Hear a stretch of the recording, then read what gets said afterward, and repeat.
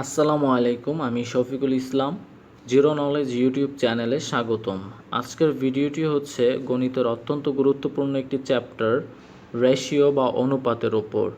Ratio বা অনুপাত থেকে যে প্যাটার্নের অঙ্কগুলো বারবার পরীক্ষাতে আসে, এরকম কিছু অঙ্ক নিয়েই পার্ট 1 সাজানো হয়েছে। শুরু থেকে শেষ পর্যন্ত ভিডিওটি দেখুন। আশা করছি রেশিও থেকে যে কোনো অঙ্কই মাত্র 3 থেকে 5 সেকেন্ডের ভিতরেই সলভ করতে পারবেন। So no more talk, let's start the lesson. Number 1, if a is to b equal to 7 is to 9 and b is to c equal to 3 is to 5, then a is to b is to c equal to what? এখানে বলা হয়েছে a is to b equal to 7 is to 9 এবং b is to c equal to 3 is to 5. So এখানে a is to b is to c equal to কত সেটি আমাদেরকে বের করতে বলেছে। সো আমরা যেটি করব, এই 7কে এই 3 এর সাথে আমরা মাল্টিপ্লাই করব বা গুণ করে দিব। 3 7 21 is to, এরপর 3কে আবার 9 এর সাথে মাল্টিপ্লাই করব। 3 9 27, আবার এই 9কে 5 এর সাথে মাল্টিপ্লাই করব। 5 9 45। আমরা কিন্তু অ্যান্সার পেয়ে গিয়েছি। a is to b is to c equal to হবে 21 is to 27 is to 45, যেটি হচ্ছে অপশন নাম্বার 2 এ দেওয়া আছে। তো এই অঙ্কটি আমরা কিন্তু করলাম দ সিস্টেমে।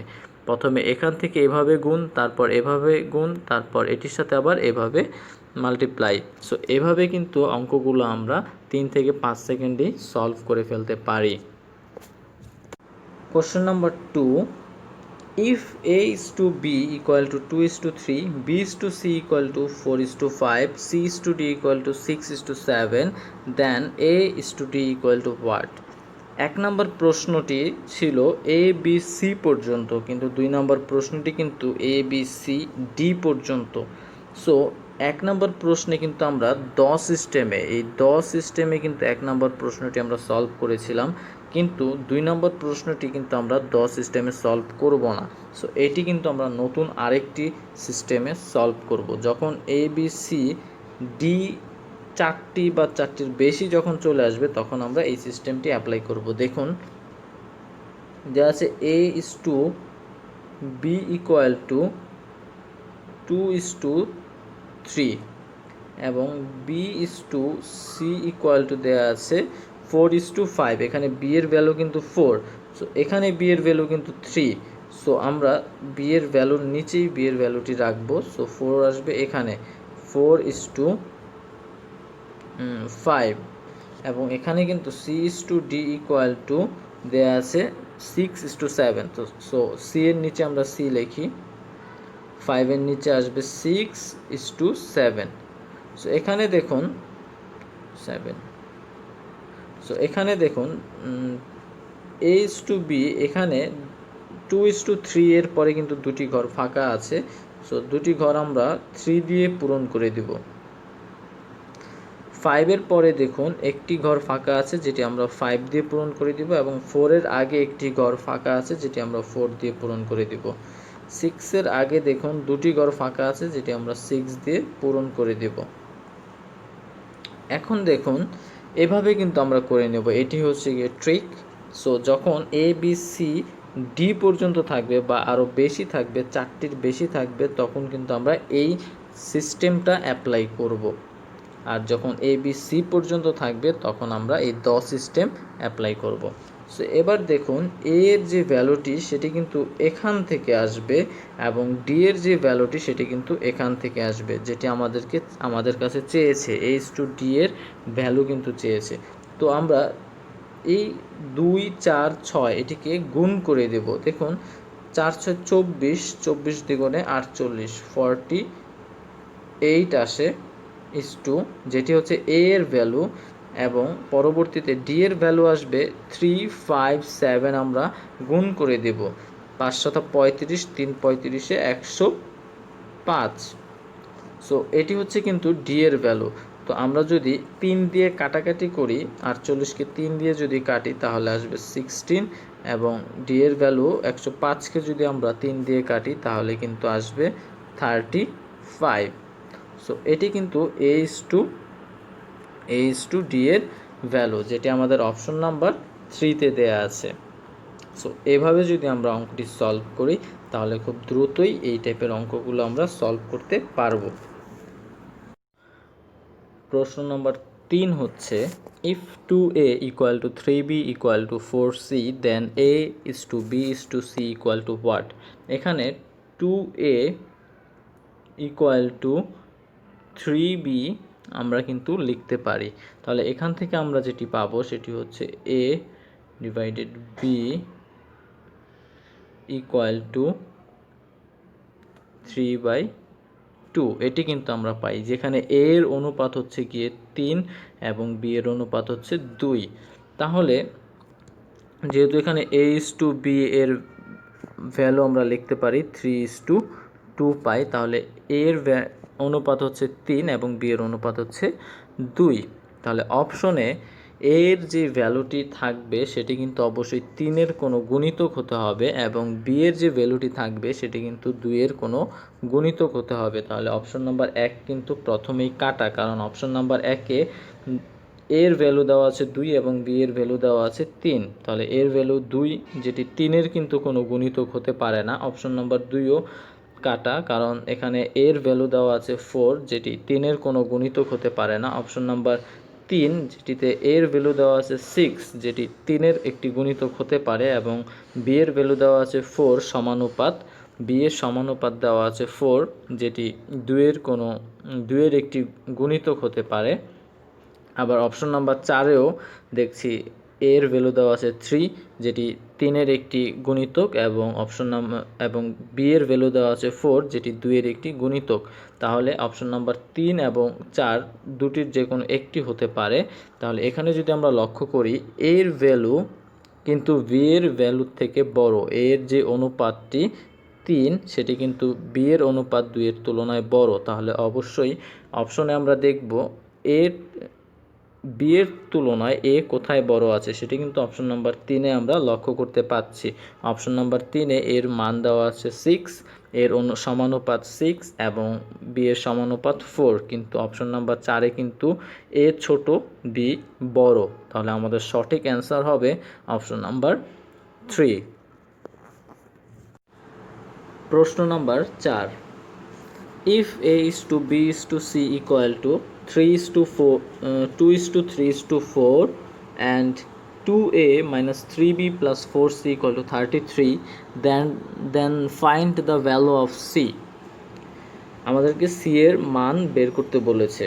তাহলে আমরা প্রথমেই ধরে নেই a = 2x, b = ধরে নিলাম 3x, c = ধরে নিলাম 4x, এতটুকু আমরা ধরে নিলাম। এরপর এই এতটুকু যদি আমরা লক্ষ্য করি, এখানে 2 ইন্টু এর জায়গায় যদি আমরা এর ভ্যালুটি বসিয়ে দিই 2x, এবং মাইনাস 3 ইন্টু বি এর ভ্যালু যদি আমরা এখানে 3x বসিয়ে দিই, 3x প্লাস 4c, 4 এর জায়গায় 4, এবং সি এর জায়গায় যদি আমরা সি এর ভ্যালুটি বসিয়ে দিই 4x, এবং = 33 আমরা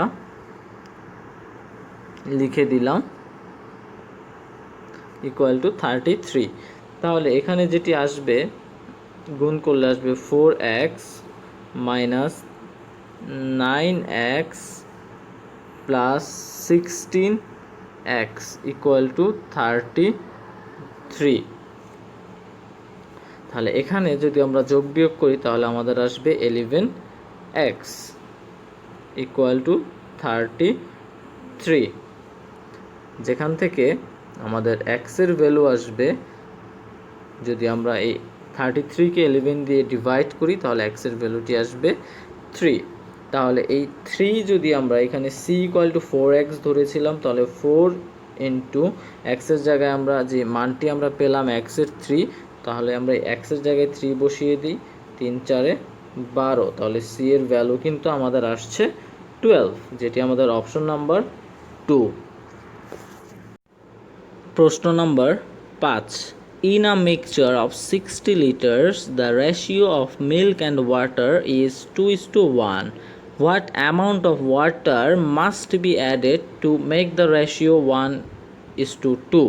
তার মানে 60 লিটারের একটি মিক্সচার রয়েছে যেখানে পানি রয়েছে এবং মিল্ক রয়েছে। মিল্কের অনুপাত হচ্ছে 2 এবং ওয়াটারের যে রেশিও সেটি হচ্ছে 1। তাহলে কি পরিমাণ মিল্ক এবং কি পরিমাণ ওয়াটার আছে সেটি আমরা বের করে নিব প্রথমেই। তো এটি আমরা বের করব, এই 2 আর 1 এটি আমরা যোগ করেই প্রথমে 2 আর 1 যোগ করে কিন্তু 3 পাই। তাহলে 3 ইকুয়াল টু আমরা টোটালি 60, এটি কিন্তু আমরা লিখতে পারি 3 ইউনিট ইকুয়াল টু 60। তাহলে 1 ইউনিট ইকুয়াল টু আসবে 20। আমরা কিন্তু এই 60 লিটার মিক্সচারে কি পরিমাণ পানি রয়েছে সেটি কিন্তু আমরা পেয়ে গিয়েছি। এখানে ওয়াটারের অনুপাত দেখুন, এখানে 1 দেওয়া আছে, তার মানে 1 ইকুয়াল টু আমরা কিন্তু 20 পেয়ে গিয়েছি। তাহলে এখানে ওয়াটার আছে 20 লিটার, 20 লিটার আছে ওয়াটার, এবং তাহলে মিল্ক অবশ্যই আছে 40 লিটার। এখানে 1 ইউনিট ইকুয়াল টু যদি 20 হয় তাহলে এখানে মিল্কের রেশিও দেওয়া আছে 2, তাহলে 2 ইন্টু 20 গুণ করলে আমরা কিন্তু 40 পেয়ে যাই। এভাবে আমরা বের করে নিতে পারি। মিল্ক আছে 40 লিটার এবং ওয়াটার আছে 20 লিটার। এবার বলেছে এই মিক্সচারে 60 লিটার মিক্সচারে কি পরিমাণ ওয়াটার আমরা যদি আরও অ্যাড করি তাহলে আমাদের রেশিও 1:2 হয়ে যাবে। মিল্ক এবং ওয়াটারের যে রেশিও সেটি 1:2 হয়ে যাবে। তাহলে আমরা ধরে নিলাম এই ওয়াটার 20 লিটারের সাথে আরও 1 লিটার আমরা অ্যাড করব। তাহলে আমাদের রেশিওটি কি হবে বলেছে, মিল্ক এবং এই যে মিল্ক 40 লিটার সেটি এরকমই থাকবে। মিল্ক এবং ওয়াটার যেটি আমরা নতুন পাবো সেটি হচ্ছে 20 + x, 20 + x। এটি হচ্ছে মিল্ক এবং এটি হচ্ছে ওয়াটার। এই অনুপাতটি হয়ে যাবে 1:2, এভাবে হয়ে যাবে। এটি হচ্ছে মিল্ক এবং এটি হচ্ছে মিল্কের রেশিও হচ্ছে 1 এবং এটি হচ্ছে ওয়াটার, এটির রেশিও হচ্ছে 2, এরকম হয়ে যাবে। তো এটিকে যদি আমরা করি 40 আর নিচে 20 + x ইকুয়াল টু এটি হয়ে যাবে 1/2। যদি আমরা আর গুণন করি তাহলে এখানে আসবে 80 ইকুয়াল টু 20 + x, এবং যদি আমরা যোগ বিয়োগ করি তাহলে x ইকুয়াল টু কিন্তু আসবে 60। তার মানে আমরা যদি এই টোটাল যে মিক্সচারটি রয়েছে যেখানে 20 লিটার ওয়াটার আছে এবং 40 লিটার আছে মিল্ক, এই 20 লিটার ওয়াটারের সাথে যদি আমরা আরও 60 লিটার ওয়াটার অ্যাড করি তাহলে যে আমাদের নতুন রেশিওটি হবে মিল্ক এবং ওয়াটারের সেটি 1:2 আমরা পাবো। তাহলে আমাদের সঠিক অ্যান্সার হচ্ছে অপশন নাম্বার 3, 60 লিটার। প্রশ্ন number 6, 2 numbers are in the ratio 3:5. If each number is increased by 10, the ratio becomes 5:7. The numbers are. তাহলে এই অঙ্কটি যদি আমরা প্রথমে ট্র্যাডিশনাল মেথডে করি তাহলে কিভাবে করতে পারি সেটি আগে দেখাচ্ছি।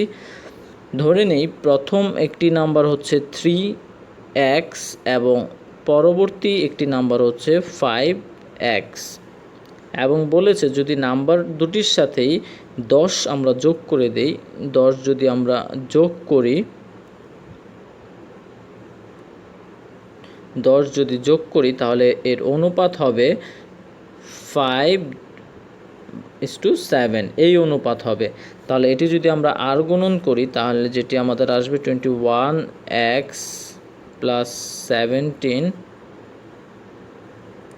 ইকুয়াল টু 25x + 15, এটি কিন্তু আসে। এবং পরের লাইনটি হবে যদি আমরা কাটাকাটি করি তাহলে এখানে 25 থেকে 21 যদি আমরা সাবস্ট্রাক্ট করি তাহলে আমাদের থাকবে 4x ইকুয়াল টু, এই 70 থেকে যদি আমরা 50 সাবস্ট্রাক্ট করি তাহলে আমাদের থাকবে 20।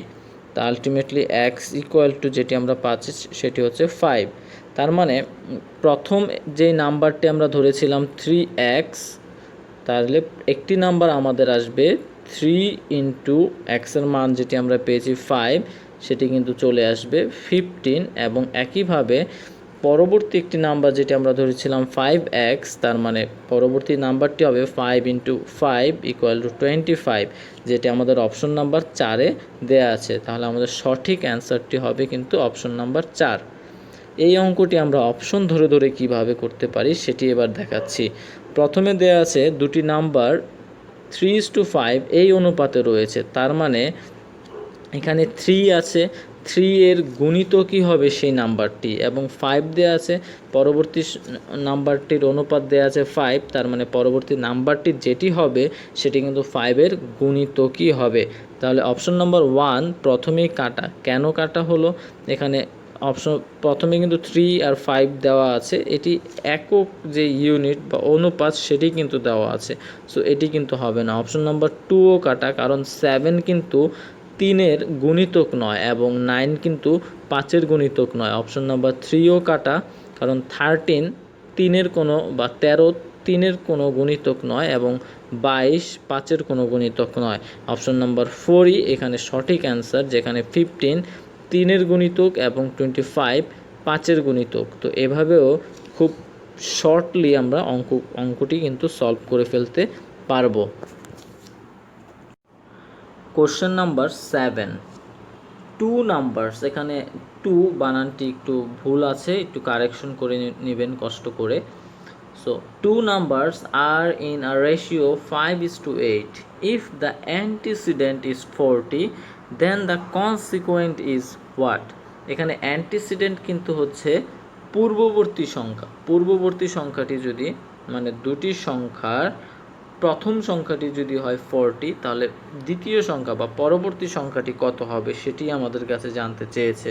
তাহলে এখানে পূর্ববর্তী সংখ্যা এখানে দেখতে পাচ্ছি তার অনুপাত আছে 5, এবং পরবর্তী যে সংখ্যাটি তার অনুপাত কিন্তু দেওয়া আছে 8। তাহলে আমরা লিখতে পারি 5 ইকুয়াল টু কিন্তু আমরা 40 লিখতে পারি, কারণ এখানে বলা আছে পূর্ববর্তী সংখ্যাটি হচ্ছে 40। তাহলে আমরা ধরে নিলাম 5 ইকুয়াল টু 40, এখানে 5 কিন্তু ইউনিট ডিজিটটি আমরা ধরে নিলাম। তাহলে 1 ইউনিট ইকুয়াল টু কিন্তু হবে 5 8 40। তাহলে আমরা 1 ইউনিট ইকুয়াল টু যদি আমরা পাই 8, তাহলে পরবর্তী যে সংখ্যাটির অনুপাত দেয়া আছে 8, পরবর্তী সংখ্যাটি আমরা দেখতে পাচ্ছি এখানে 8, তাহলে 1 ইউনিট ইকুয়াল টু যদি 8 হয়, তাহলে 8 ইউনিট ইকুয়াল টু কত হবে? 8 ইন্টু 8 ইকুয়াল টু 64। তাহলে পরবর্তী সংখ্যাটি কিন্তু হবে 64, যেটি আমাদের অ্যান্সার নাম্বার অপশন নাম্বার 2-এ দেওয়া আছে। এভাবে কিন্তু আমরা অঙ্কগুলো সলভ করে ফেলতে পারি মাত্র কয়েক সেকেন্ডের ভিতরে। প্রশ্ন নম্বর 8-এ বলা আছে monthly salary of ABC is in the ratio 2:3:5. If C's monthly salary is TK 1200 more than that of A, then B's annual salary is what? মানে ABC এর মাসিক বেতনের যে অনুপাত সেটি দেয়া আছে 2:3:5, এবং বলা আছে A এর বেতন মানে সি এর বেতন কিন্তু এ এর বেতনের চেয়ে 1200 টাকা বেশি। সি এর বেতন বেশি এ এর বেতনের চাইতে, কত বেশি? 1200 টাকা বেশি। তাহলে এখানে কিন্তু আমরা দেখতে পাচ্ছি সি আর এ এর যে মাসিক বেতন, সেখানে তাদের মাসিক বেতনের ব্যবধান কিন্তু 1200 টাকা, সেটি কিন্তু আমরা বলতে পারি। এবং অনুপাত যদি আমরা লক্ষ্য করি, এখানে সি এর যে অনুপাত সেটি কিন্তু আছে 5 এবং এ এর অনুপাত সেটি কিন্তু আছে 2। তাহলে এর ব্যবধান আসলে কত? 5 - 2। এই ব্যবধানটি ইকুয়াল টু অনুপাতের ব্যবধান সমান সমান আমরা কিন্তু সেই মান্থলি স্যালারির ব্যবধানটি লিখতে পারি, যেটি হচ্ছে 1200। এটি আসলে লিখতে পারি যখন আমরা শর্টকাট ট্রিক সেই নিয়মে অঙ্ক করব, তখন কিন্তু আমরা এভাবে লিখতে পারি, কিন্তু যখন আমরা রিটেন ম্যাথ করব তখন কিন্তু আমরা এভাবে করতে পারবো না। তাহলে এখানে দেখুন 3 ইকুয়াল টু আসছে 1200 1200। তাহলে 1 ইউনিট ইকুয়াল টু কত আসবে? 1 ইউনিট ইকুয়াল টু আসবে 400।